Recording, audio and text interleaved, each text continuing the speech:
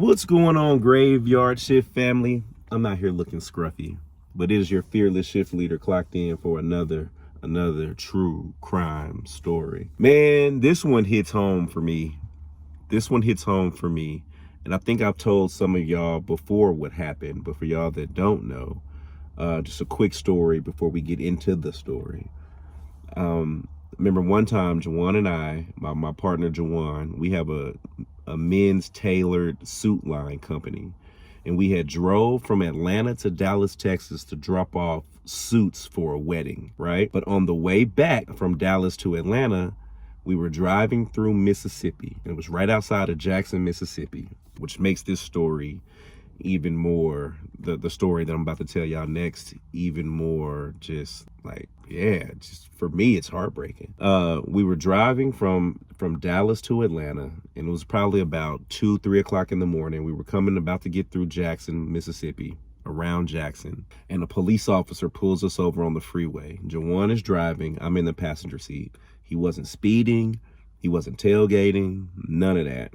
Just driving through Mississippi. The guy pulls us over. It's a police officer, pulls us over. He comes up to the window and he immediately asks Jawan to step out the car. So, you know, we ain't got nothing to hide. We're not doing anything. Literally, we just dropped these suits off in Dallas and now we're headed back. Jawan obliges. He steps out the car. The officer then takes him to the back of the car, towards his police car, the front of his police car, the back of our car. And I see him talking to Jawan. Then he comes to my window and he begins to ask me a series of questions. He was like, where are you coming from? I was like, we're coming from Dallas, Texas. He was like, where did you stay when you were in Dallas? I said, we stayed at my mother's house in Dallas, Texas. And he asked me like 2 more questions. These were the same questions he had asked Jawan. He was trying to see if our stories matched. Okay, cool. Then he says, can we search the car? And we were like, I mean, for like, what do you search the car for? What? He was like, don't worry, we have a dog coming. This man calls for backup. Another police car comes.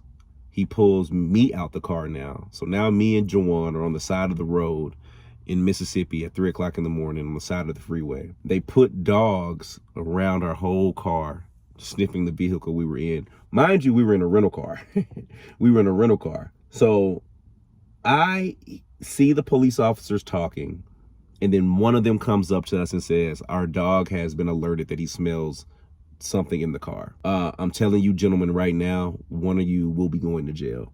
So just right now, we'll do it like this. One of you guys can admit to whatever is in this car now, and I will take that person in, and the other person can stay out to bail that person out to handle all of that.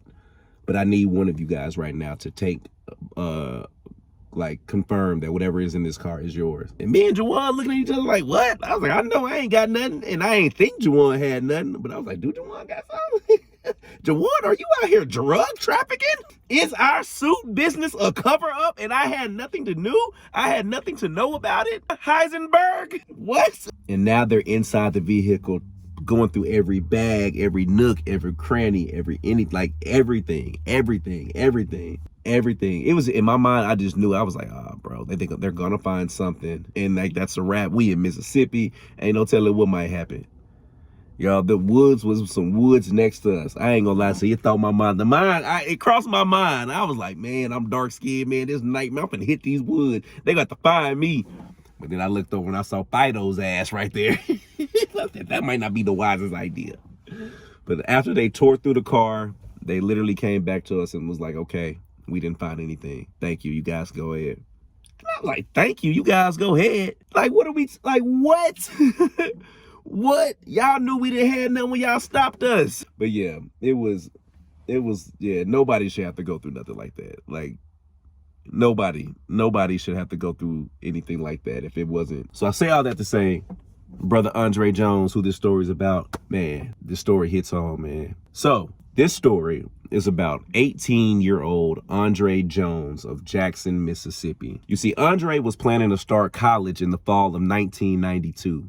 And his mother, Esther, you see, Esther was the president of Jackson, Mississippi branch of the NAACP. So she was already connected with that movement and freedom fighting and just standing on the right side of right. Now, his stepfather, Charles Quinn, was a Nation of Islam minister. So One would think Andre came from a very structured, a very a very structured family. And then the night of Saturday, August 22nd at about 1 a.m., Andre and his girlfriend Tanisha Love were driving when they arrived at a routine sobriety checkpoint in Brandon, Mississippi. You see, Andre was driving a friend's pickup truck, and at 1:30 a.m., his parents received a phone call from his girlfriend, Tanisha. You see, Tanisha told them that Andre was being arrested. And then at 2 a.m., Andre called his parents from the Brandon police station. You see, Andre told them that he did not know what he had been arrested for. And at 4 a.m., he called his parents again and told them that he had been transferred to the Simpson County Jail,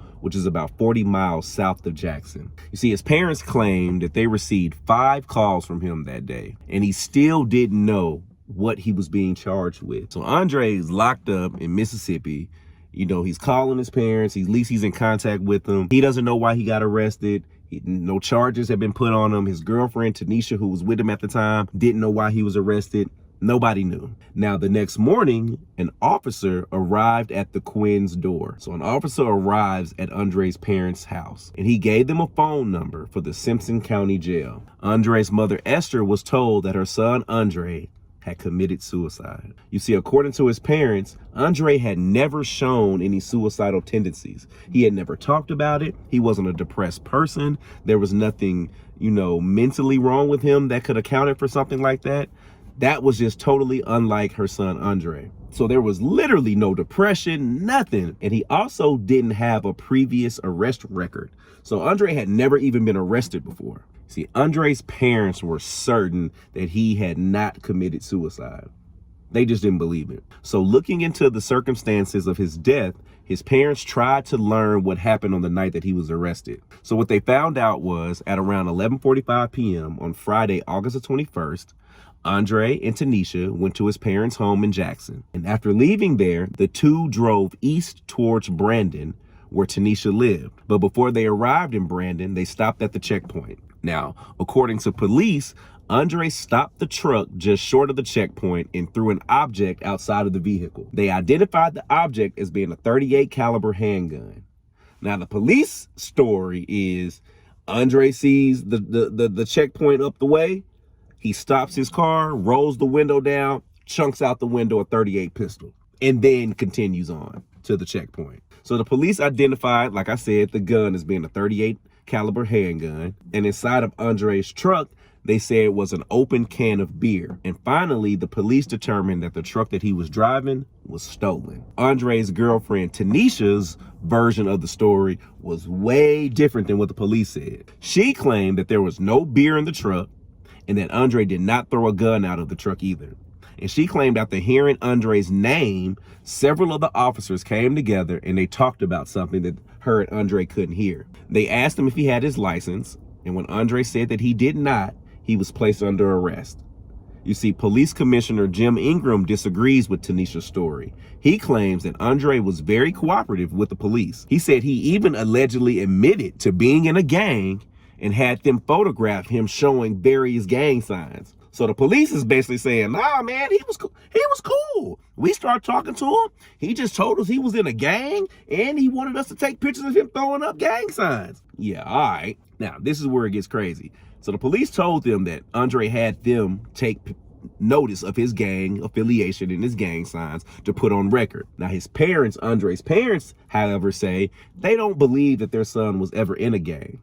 And not only that, the police have refused to release the photographs of Andre with the gang signs. So you telling the family you got footage and photographs of Andre throwing up these said alleged gang signs, but you also telling them that they can't release it to y'all so y'all can see it. Okay. I'm just telling y'all how the story is unfolding. Now, that night, Andre was charged with 4 counts.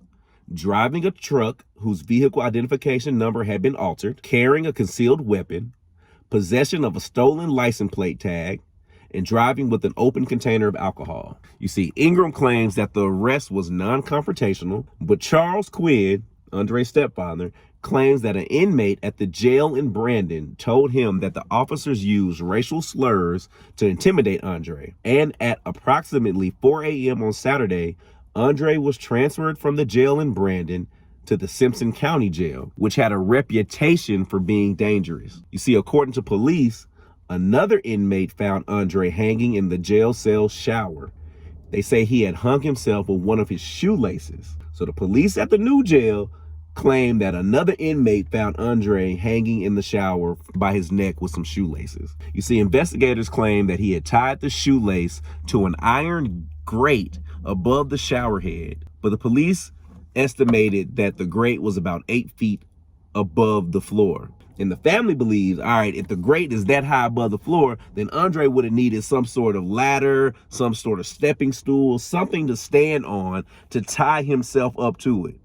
Andre wasn't 8 feet tall. So how, he gonna jump up and keep trying to tie something? No, he would have needed a stool. However, state pathologist Dr. Haynes claimed that it was possible for Andre to have hung himself without help. So whatever methods of measuring or attempts that the doctor for the state found, he claims that Andre was able to some kind of way reach up to an 8-foot vent and tie himself to it while he was in the shower. Now, Andre's family does not believe that his body could have been supported just from a shoestring, from a tennis shoe. Like, he was like, they don't see how he could literally just be hanging from a vent from a shoestring. However, Dr. Haynes' ass again claimed that the laces were tested by the manufacturer and the strength of the lace was sufficient enough to support Andre.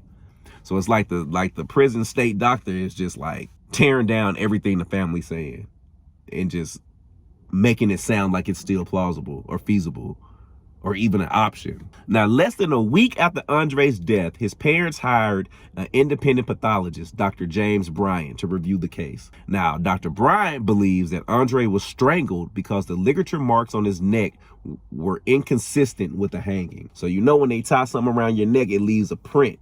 They said that the print for the shoelace or whatever was around his neck was inconsistent with it being from a hanging. Now, the state's doctor, Dr. Haynes, however, claims that the marks on his neck were consistent with the hanging. The autopsy report from Dr. Haynes found that no evidence of bruising on Andre's neck or other parts of his body. Now, the independent medical examiner, Dr. Bryant, said, however, he found evidence of bruises on his eyes and on Andre's shoulder. You got two different doctors, one who ain't got no dog in the fight, and one the fight of the dog is the state. So it's just like, whose side is telling the truth? Now, one of the inmates told Andre's parents that he had been taken by officers from the cell block to an unknown location, and that the officers, when they returned, Andre was sitting in a wheelchair and that they had staged the hanging. However, other inmates did not confirm this statement. Now, Dr. Haynes, for the state, stated that his autopsy findings have been reviewed by the local police, the Armed Forces Institute of Pathology, the Department of Justice, the U.S. Attorney's Office, and the FBI, and all have agreed with his ruling. However, Andre's family and friends are convinced that someone else was responsible for Andre's death. They believe that his death may have been racially motivated, and they also believe that his death may have been connected to at least 47 other suspicious deaths that have occurred inside of that jail in the years prior. In March of 1993, a coalition of civil rights groups conducted hearings in Jackson, Mississippi. There was testimony from family members of both black and white inmates who had died under questionable circumstances. After 2 days of testimony, the U.S. Commission on Civil Rights recommended that the Justice Department open an investigation. 5 months later, Dr. Emily Ward, a specialist in forensic pathology, became Mississippi State Medical Examiner. She reviewed Andre's autopsy report along with other reports from several other inmates, and she is convinced that their deaths are in fact suicides. However, their families disagree and want a full investigation. To this day, it's still unresolved. The Quinn family, they filed a lawsuit against the state of Mississippi and another against the federal government. Both lawsuits were later dismissed. An investigation by the U.S. Justice Department cited that Mississippi's jail system for gross deficiencies.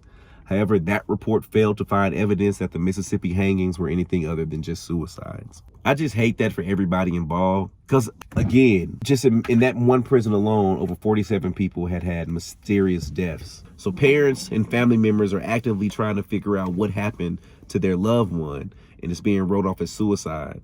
Like, we understand that in a lot of these jail systems, a lot of stuff does get swept under the rug and people don't find out their truth. That's what's sad. Even Jawan had to go through this similar story with Sandra Bland. Sandra Bland was a young lady who had a similar circumstance happen to her. And Jawan knew her, grew up with her. Jawan carried her casket at her funeral. Y'all, I don't know what to say. I don't know what to say. Y'all be safe out there. Be safe. Love, love, love.